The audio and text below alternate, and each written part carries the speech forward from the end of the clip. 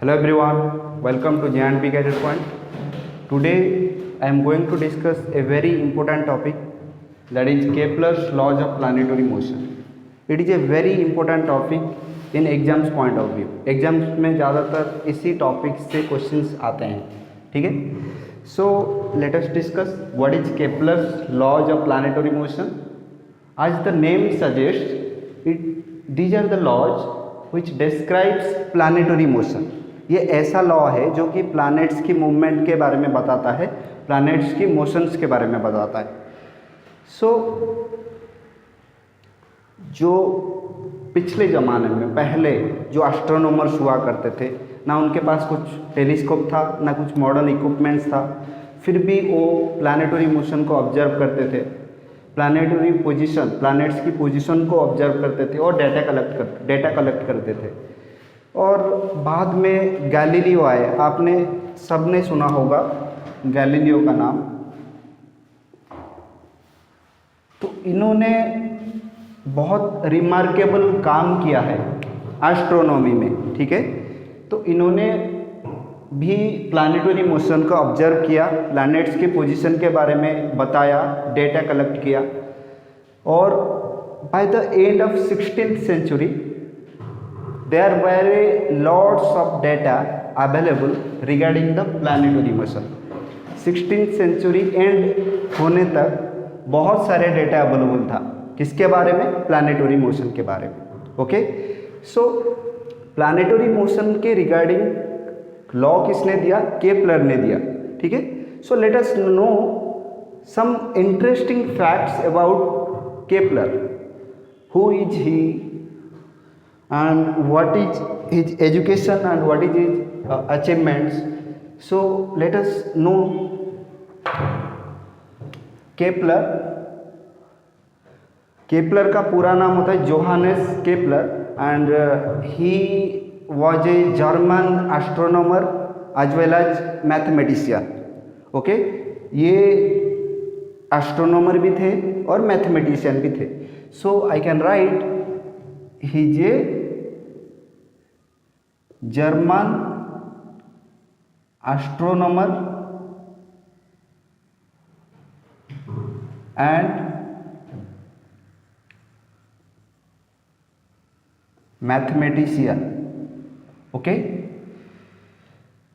at the starting he was working as a helper with a famous scientist Tycho Brahe in Prague city, in प्राग.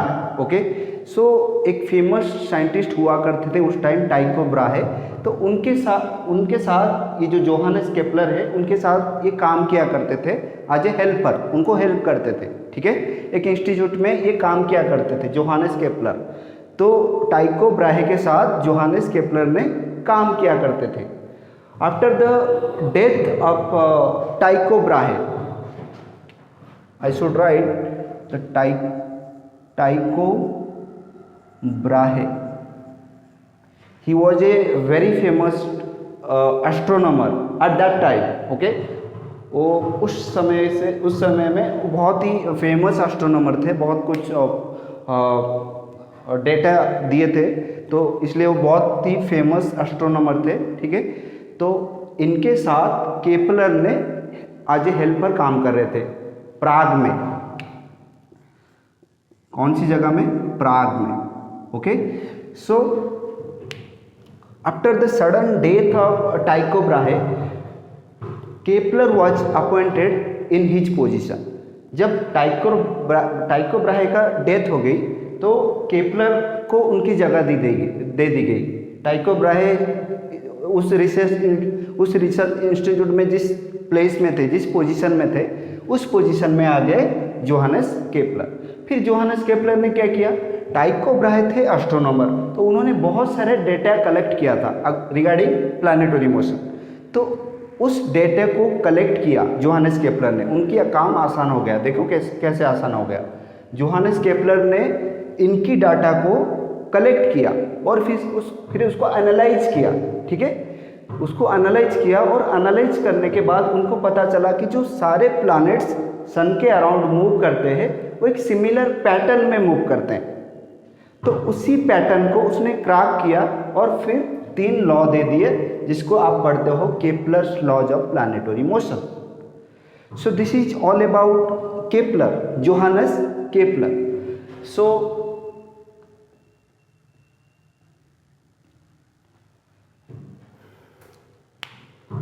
तो Kepler ने कैसे law दिया, ठीक है, और उनको कौन कौन हेल्प किया, ठीक है. उनके पास पहले से सारा डेटा था. कैसे? क्योंकि टाइको ब्राहे के साथ वो काम कर रहे थे. ही was a famous astronomer and इन्होंने बहुत सारे डेटा कलेक्ट किया था प्लैनेटरी मोशन के रिगार्डिंग. तो उसी डेटा को कलेक्ट किया और उसी डेटा को एनालाइज किया, फिर अपना लॉ दे दिया. तो ये था जोहानेस केपलर के बारे में कुछ बातें. लेकिन बात यह है कि हम लॉ को जानने से पहले हमें थोड़ा इलिप्स के बारे में जानना चाहिए. What is ellipse? Okay, so आप मैथमेटिक्स में तो पढ़े होंगे what is ellipse. Let us know something more about it. So आपको पता है सर्कल हो, पैराबोला हो, हाइपरबोला हो, एलिप्स हो, सबको हमें कर्व कहते हैं. Ellipse is a curve, circle is a curve, hyperbola is a curve, parabola is also a curve. Okay, so N ellipse is a curve which can be obtained when a inclined plane cut the cone. Ellipse एक curve है, वो तब पाया जाता है जब एक inclined plane एक कोन को कट करे. तो आप थोड़ा दिमाग लगाओ, अगर एक इंक्लाइंड प्लेन एक कोन को कट करेगा तो कैसा इंटरफेस आपको देखने को मिलेगा. कुछ ऐसा आपको देखने को मिलेगा, ठीक है. तो उसको अगर मैं यहाँ पे ड्रॉ करूँ तो कैसा दिखेगा? Something like this. Okay, so this oval shape is known as ellipse. Okay, so I hope you understand what is an ellipse. Ellipse is a curve which can be obtained when a inclined plane cut a cone. okay, जब एक inclined plane एक कोन को cut करता है तो हमको एक ellipse मिलता है. Okay, let us know some terms related to ellipse.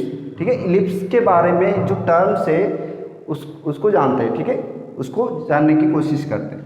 So this bigger axis is known as major axis.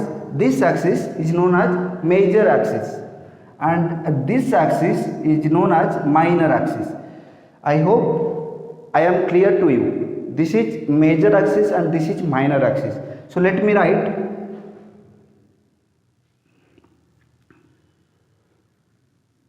major axis and this is minor axis. Okay, so this whole is a major axis and this whole is a minor axis, but this half of the major axis is known as semi major axis. So this is known as semi major axis. Similarly, this half part of the minor axis is known as semi minor axis. So let us write this is semi minor axis.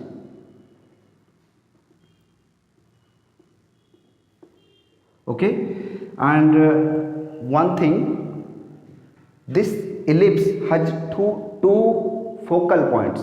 Okay, दो focal points होता है. One is here and another is here. Here I can say it is a F1, here it is F2. So this is the terms related to ellipse. Another thing, let me draw another ellipse so you can understand easily.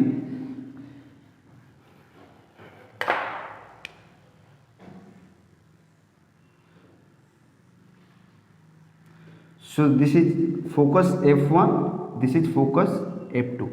The another concept states that the distance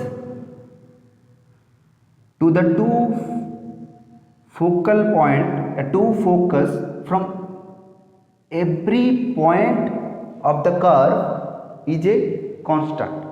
The sum of distance to the two focal points from every point of the curve is a constant. Let me write first and then I will explain it. The sum of distances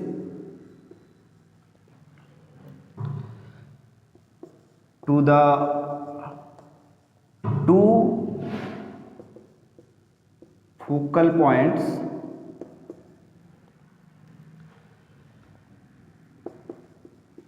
from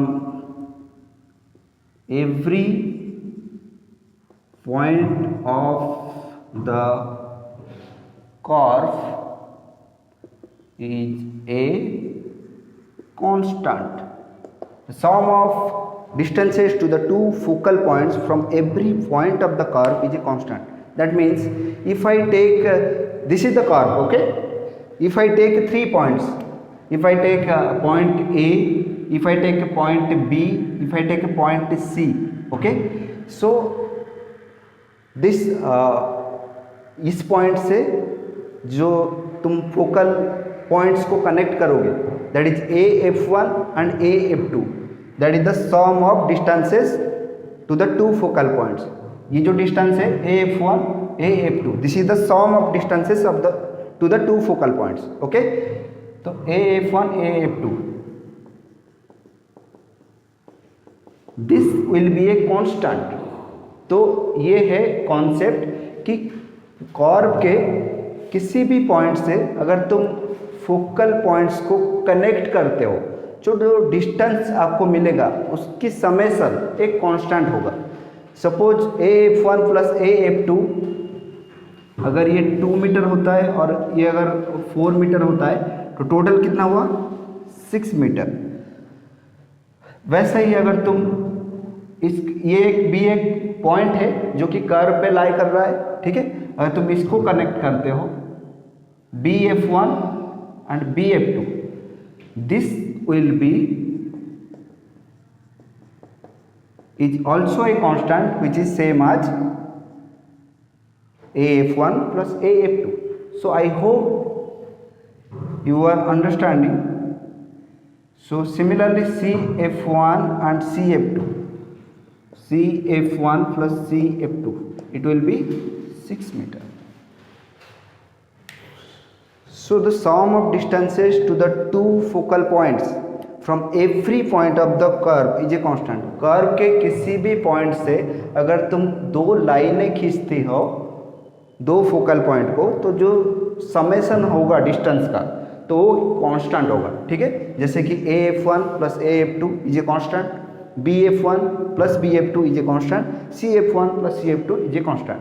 so I can right AF1 plus AF2 is equal to BF1 plus BF2 is equal to CF1 plus CF2. So this is the theory regarding ellipse. So now we will go for the laws of planetary motion which is given by Kepler in the next class. So I hope you understand this class. Thank you.